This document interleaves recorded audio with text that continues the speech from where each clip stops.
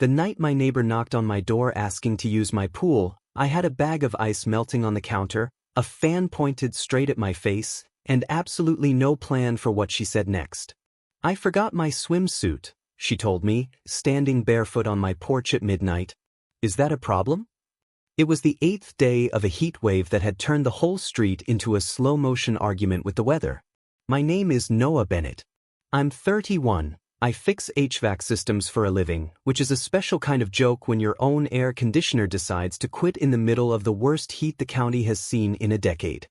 I'd spent that whole week crawling under other people's houses, sweating through 2 shirts a day, coming home to a place that felt like an oven with furniture in it. My unit had blown a capacitor on Tuesday. I had the part sitting on my kitchen table. I just hadn't found 40 minutes to install it, because apparently the entire town's air conditioning had chosen that same week to die all at once, and everybody wanted me before they wanted my own house fixed. The only reason I was bearable that week was the pool. I'd put it in 2 summers back, nothing fancy, an in-ground rectangle with a diving rock my dad helped me haul in before he passed, and it had turned into the one place I could actually breathe. Most nights that week, I'd come home, throw my clothes in a pile, and go straight in the water before I even ate dinner. It was the only thing standing between me and losing my mind. My neighbor, Ivy Marsh, had moved in 6 months earlier, into the little blue house on the other side of my fence. I knew her the way you know somebody in a small neighborhood, which is to say, well enough to wave, not well enough to know her middle name. She kept to herself mostly. Ran in the mornings before the heat got bad. Had a dog, a scruffy little thing named Waffles that barked at my mail carrier like it was personal. We talked maybe a dozen times total since she moved in, mostly over the fence, mostly about nothing. Once about a raccoon getting into her trash. Once about whether the city was ever going to fix the pothole at the end of the street. Small stuff. Neighbor stuff. That week, though, something had shifted. Maybe it was the heat making everybody a little looser, a little less careful about the walls they usually kept up. She'd started coming out to her back porch around the same time I got home from work, and we'd end up talking across the fence for 20 minutes some nights, both of us too hot and too tired to pretend we had anywhere better to be. I found out she was a nurse, worked the day shift at the regional hospital, which explained why she looked as wrecked as I felt by the end of a shift in that heat. I found out her AC had been struggling for weeks, and she kept telling herself it would hold out until fall. It didn't hold out. That Thursday night, hers finally gave up completely. I heard it happen, actually, this awful grinding sound followed by silence, the kind of silence that means a machine has stopped fighting. I was in my kitchen eating cold cereal because it was too hot to cook anything, and I heard her open her back door and just stand there for a second in the dark like she was trying to decide if the outside air was actually cooler than the inside air. It wasn't. Nothing was cooler than anything that week. Around midnight, there was a knock at my front door. Not aggressive, just steady, the kind of knock somebody makes when they've talked themselves into it after a lot of back and forth.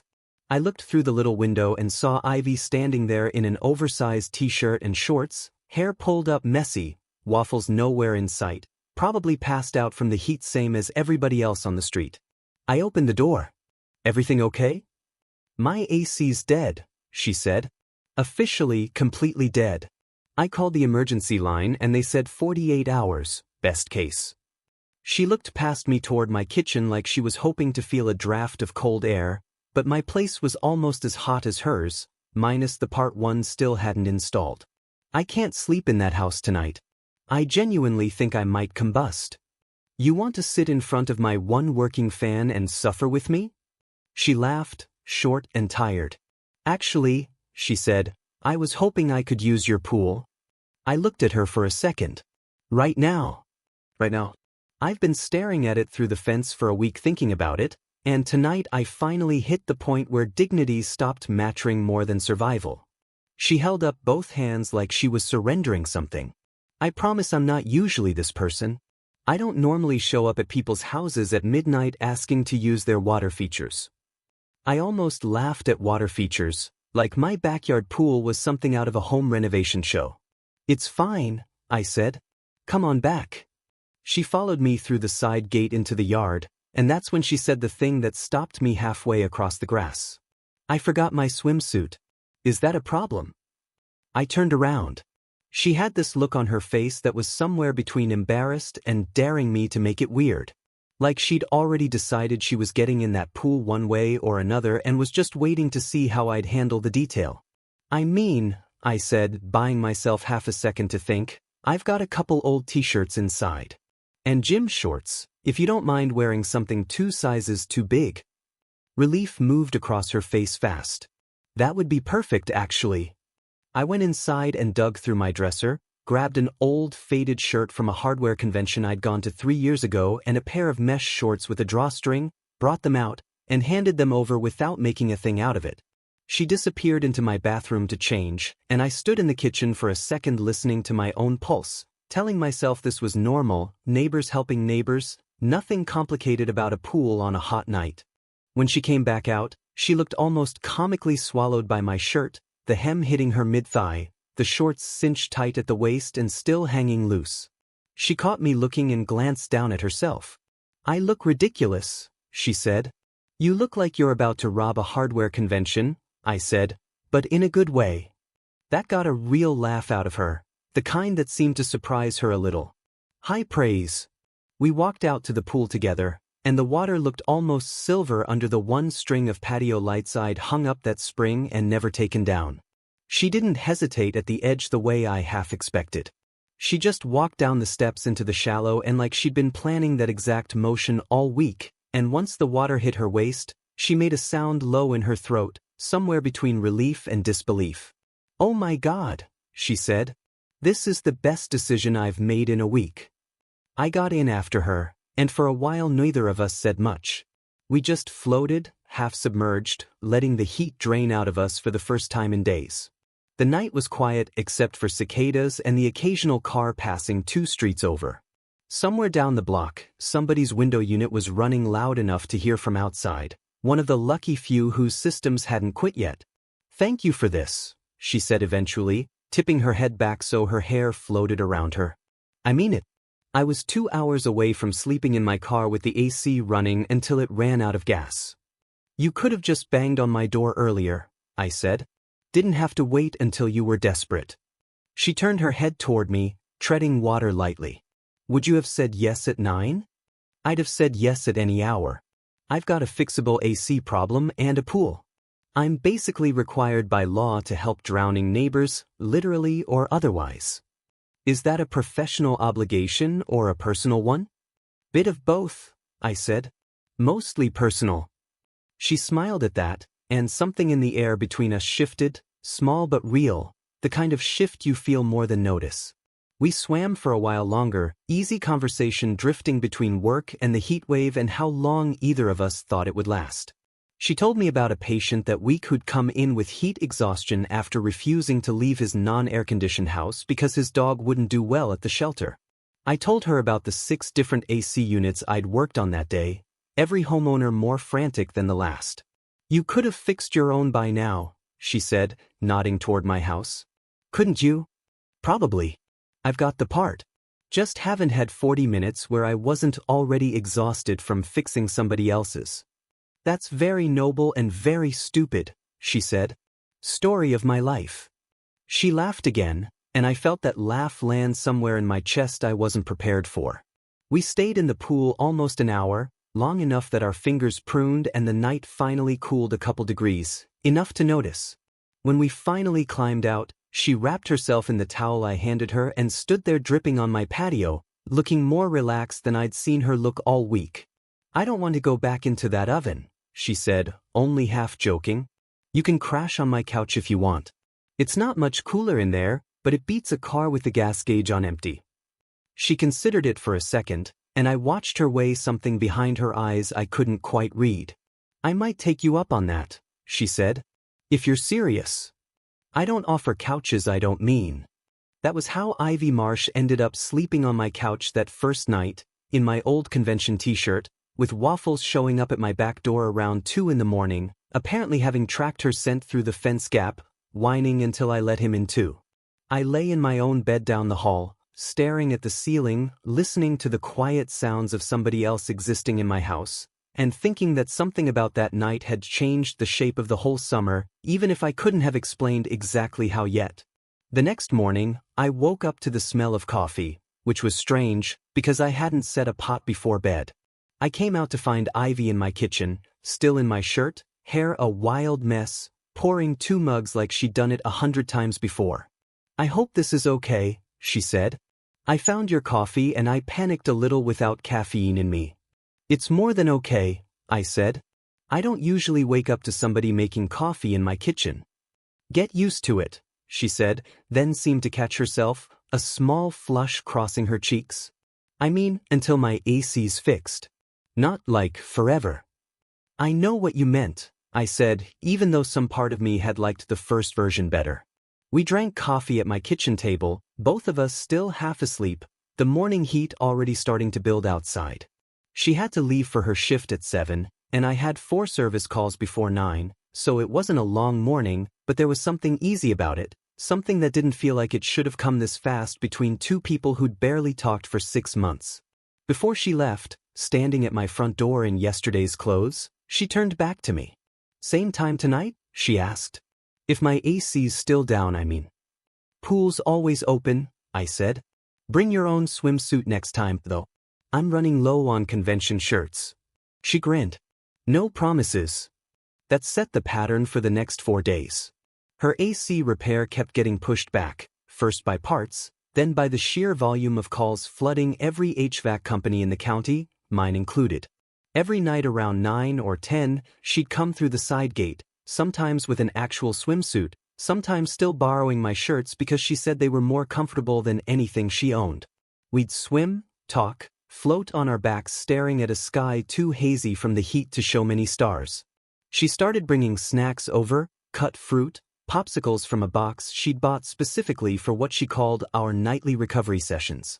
I started leaving the porch light on for her, a small thing, but one she noticed the second night and mentioned with a look that told me it mattered more than the words let on. By the 3rd night, the conversations had gotten less careful. She told me about a divorce 2 years back, quiet and mutual, the kind that left her more relieved than hurt, which she said made her feel guilty for a long time until she realized relief wasn't a crime. I told her about my dad, about the diving rock in the pool that we'd hauled in together the summer before he got sick, about how some nights I still talked to him out there like he could hear me over the water. "That's not weird," she said, when I admitted that last part like a confession. "That's just love that doesn't have anywhere else to go yet." I didn't have a response for that. I just looked at her for a second longer than I meant to, and she looked back, and neither of us moved to fill the silence, which said more than either of us were ready to say out loud. On the 4th night, everything got complicated, the way things always do right when they've started feeling simple. I was in the pool already when she came through the gate, and I could tell immediately something was different. She wasn't carrying snacks. She had her phone in one hand, gripped a little too tight, and her face had that particular kind of tired that isn't about heat or work. "You okay?" I asked before she even got close. She sat down on the edge of the pool instead of getting in, feet dangling in the water. "My ex called." I didn't say anything right away, just waited, the way I'd learned she needed sometimes before she got to the real thing. "He heard through some mutual friend that my AC's out," she said, staring at the water.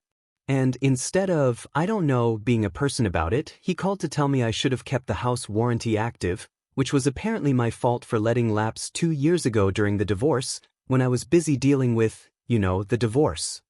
That's a real charming use of a phone call. He does this," she said. "Shows up right when things are hard, not to help, just to remind me I'm the reason they're hard. Then disappears again for 6 months." She finally looked over at me. I don't know why I answered. Because some habits don't leave just because the marriage did. She let out a breath that was almost a laugh, almost not. That's annoyingly accurate. I climbed up to sit beside her, both of us with our feet in the water, not touching, but close enough that the space between us felt deliberate. "For what it's worth," I said, "your AC being broken isn't a referendum on your character. It's a 15-year-old unit in a 105-degree week. Half this street is in the same boat. I know that logically. But it doesn't always land that way." "No," she admitted. "It doesn't." We sat there for a while, quiet, the water lapping gently against the tile. Eventually she slid into the pool without changing, still in her work scrubs, which made me raise an eyebrow. "I don't care anymore," she said before I could ask. "I need the water more than I need dry clothes right now." I got it. I understood that feeling completely, the point where you stop performing normalcy and just do the thing that actually helps.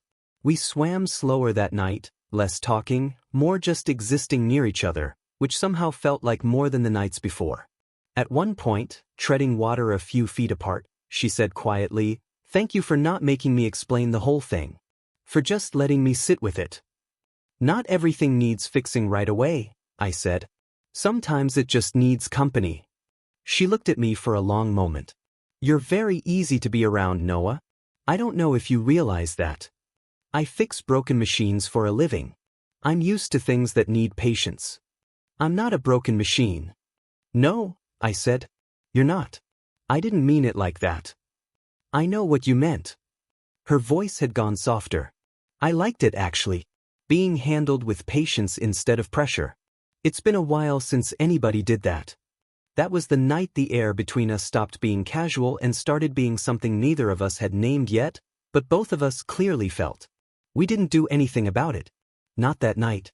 We got out of the pool, she went home in her wet scrubs, waving from the gate with a look that lingered a half-second longer than it needed to, and I stood in my backyard after she left, staring at the water, feeling like the whole shape of my summer had quietly rearranged itself around one person I hadn't planned for at all. Her AC finally got fixed on day 6 of the Heatwave, a Tuesday, one of my own coworkers catching the job on his route.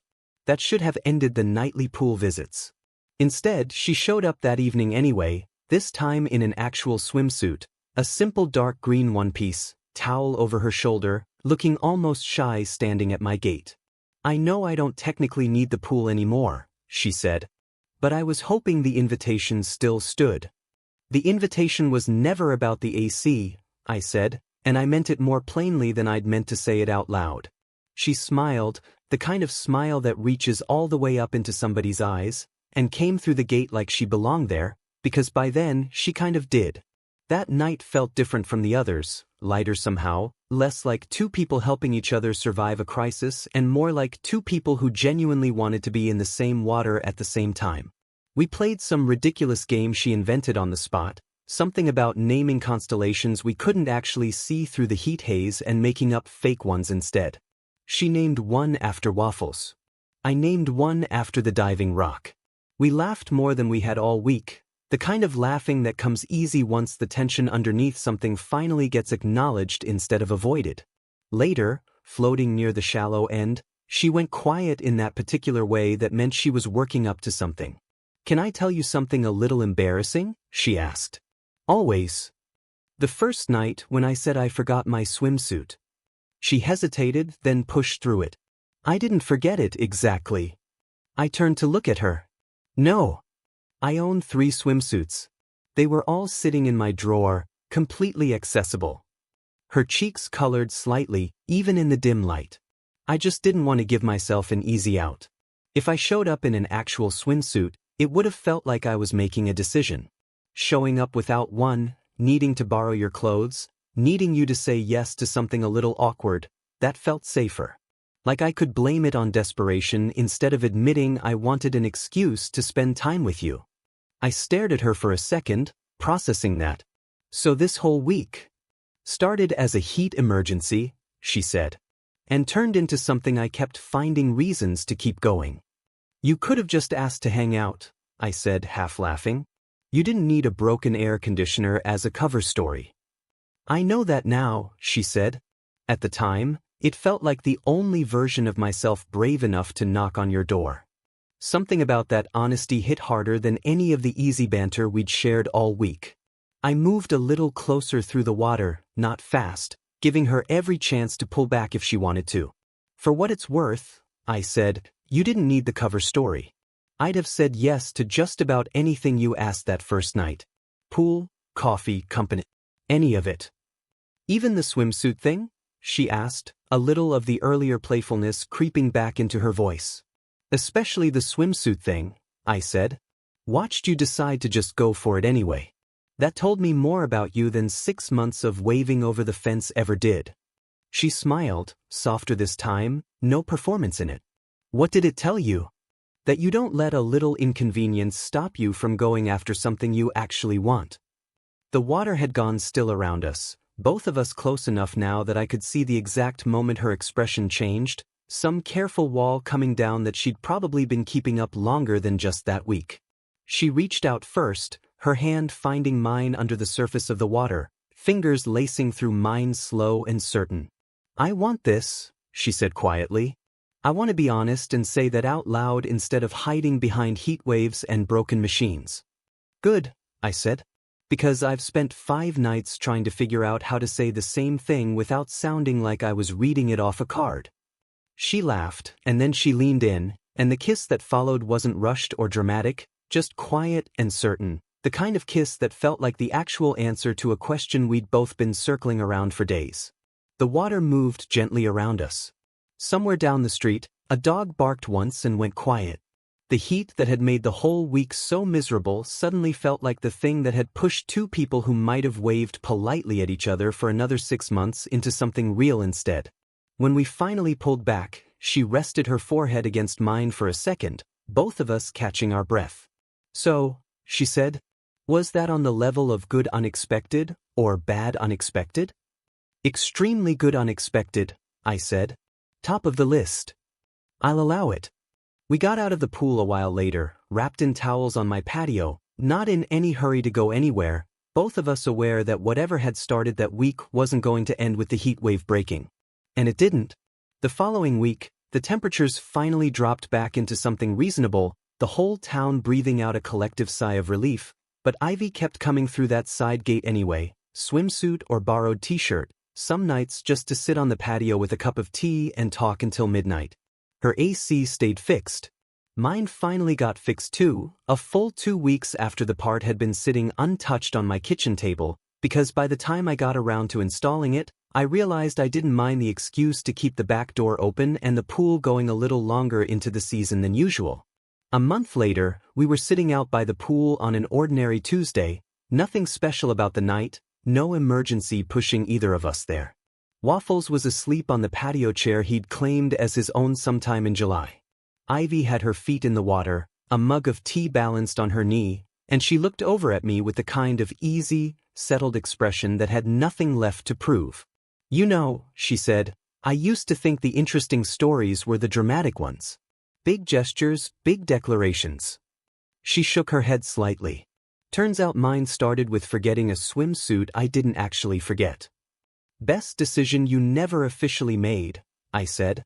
Best decision I definitely made, she corrected. I just didn't have the nerve to admit it out loud yet. I reached over and took her hand, the same way she'd taken mine that first real night, and for a while neither of us said anything else, just sat there with our feet in the water, listening to the cicadas and the quiet hum of 2 working air conditioners on either side of the fence. Proof that sometimes the thing that breaks you down is the exact thing that ends up putting you somewhere better than where you started. 6 months after that, when the next heat wave rolled through, Ivy didn't need an excuse to knock on my door. She just walked straight through the gate we'd left unlocked between our 2 yards, towel over her shoulder, actual swimsuit on underneath her clothes, because by then, the space between our houses had stopped being a fence line and started being just one long backyard that happened to belong to both of us. She still brings it up sometimes, usually when she's trying to embarrass me in front of friends. Ask him about the night I showed up with no swimsuit, she'll say, grinning, and I'll tell the story exactly the way it happened, minus a few of the more private details, and somebody always asks the same question at the end. Would you have said yes if a neighbor knocked on your door at midnight asking for a swim? And would you have noticed if the real reason had nothing to do with the heat? Tell me your story in the comments. If you like this one, leave a like, subscribe, and I'll see you in the next video.